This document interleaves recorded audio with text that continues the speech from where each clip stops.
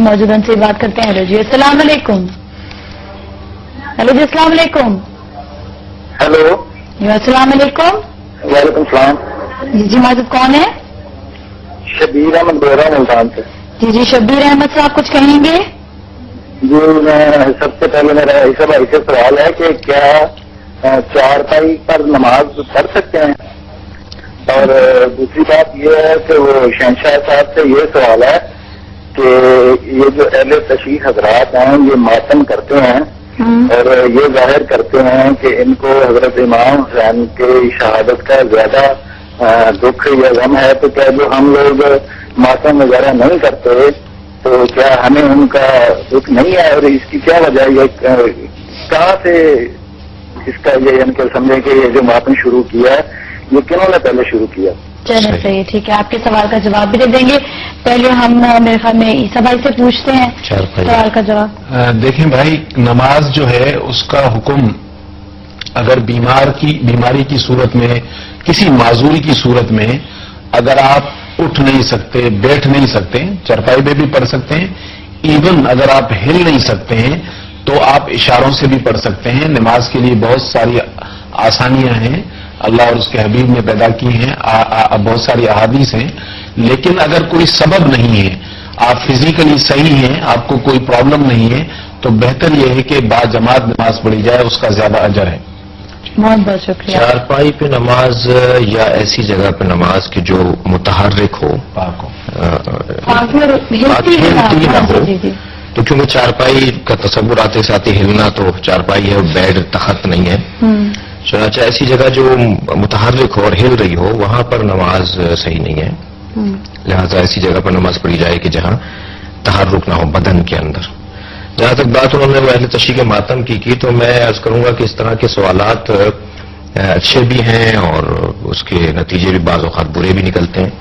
تو میں سب سے پہلے تو ان سے یہ کہوں گا کہ مطالعہ اپنا بڑھائیں.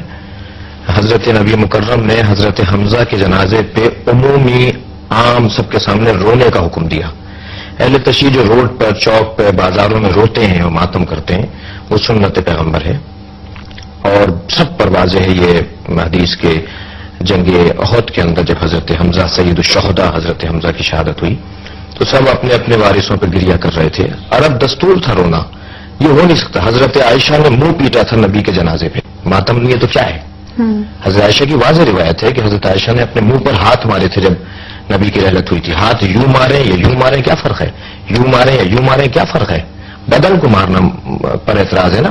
بدن کے یہاں مارنا جائز ہے، یہاں مارنا جائز نہیں ہے، تو یہ سوچنے کی بات ہے. تو حضرت عائشہ نے نبی مکرم کے جنازے پہ گریہ کیا، ماتم کیا. اور حضرت حمزہ کے جنازے پر حضرت نے فرمایا کہ کوئی نہیں ہے جو میرے چچا پہ گریہ کرے. تو ساری عورتیں جو تھیں وہ سب جمع ہو گئیں اپنے اپنے جنازوں کو چھوڑ کر اور حضرت حمزہ کے جنازے پہ روئیں، گریہ کیا بیویوں نے، عورتوں نے اور مدینے کی خواتین نے.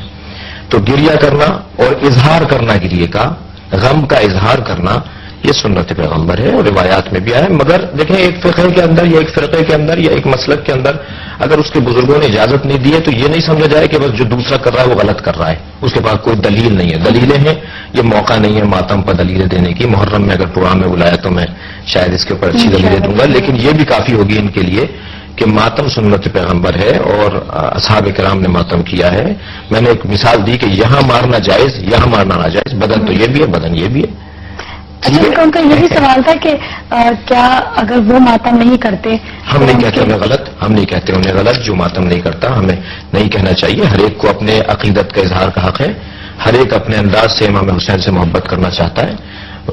برادران اہل سنت کا ایک طبقہ ہے کہ جو روز شہادت امام حسین ذکر شہادت پڑھ کے گریہ کرتا ہے. مجلسیں پڑھتے ہیں، یہ ہمارے جو اہل سنت کے بزرگ علماء ہیں سب مجلسیں پڑھتے ہیں، بڑی تعداد میں مجلس پڑھتے ہیں، ذکر مسائب پڑھتے ہیں، گریہ بھی کرتے ہیں امام حسین پر.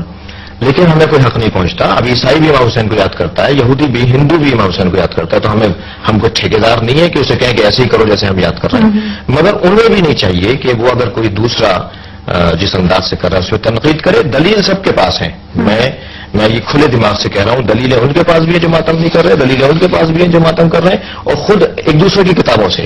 میں سعودی عرب میں تھا، ایک صاحب نے مجھ سے الجھ کے بات کی کیونکہ میں اسی لباس میں تھا تو ہم پہچانے جاتے ہیں کہ یہ کس فرقے سے تعلق ہے ان کا.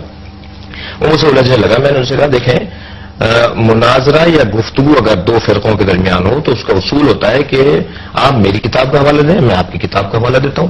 تو اب آپ گفتگو کرنا چاہ رہے ہیں، بتائیے ہماری کون سی کتاب پڑھی آپ نے؟ مجھے مات کرنے کے لیے یا مجھے شکست دینے کے لیے آپ کو میری کتاب کا حوالہ دینا ہوا. تو کہنے ہم نے آپ کی کوئی کتاب نہیں پڑھی. جب آپ نے ہماری کتابیں نہیں پڑھی، جب ہم نے آپ کی کتابیں نہیں پڑھی تو الجھنیں ختم نہیں ہوں گی. میری ان بھائی سے یا ایسے ہی اور دیگر بھائیوں سے گزارش ہے کہ اگر فرقوں کو سمجھنا ہے اور اگر الجھنیں کم کرنی ہے تو کتابیں پڑھیں، اپنے علماء کی کتاب پڑھیں. مولانا محمد اسحاق مدنی فیصل آباد کے عالم دین ہے، میں یہاں پر ذکر کر دوں جلدی سے ان کا. انہوں نے بڑی الجھنیں دور کی ہیں، یعنی سنی شیعہ کے درمیان جو الجھنیں تھیں انہوں نے بہت دور کی ہیں. اور اس کا انہوں نے جواب یہ دیا کہ میں کوئی چھوٹا تھا یا جوانی تھی تو مجھے استاد نے یا کسی بزرگ نے کہا کہ جب کسی کی مخالفت کرو تو پہلے پڑھ لو اسے. کہنے میں نے شیعوں کو پڑھا تو بہت سارے میرے مسائل حل ہو گئے. چنانچہ ماتم، عزاداری، گریا یہ سب عقیدت کا اظہار ہے اور امام حسین سے عشق کا اظہار ہے اور وہ ہمیشہ رہنا چاہیے. کسی کا وہ انداز، کسی کا وہ انداز. بہت بہت شکریہ آپ کا. ہم ہمارے ساتھ کالر موجود ہیں. ہیلو جی، السلام علیکم.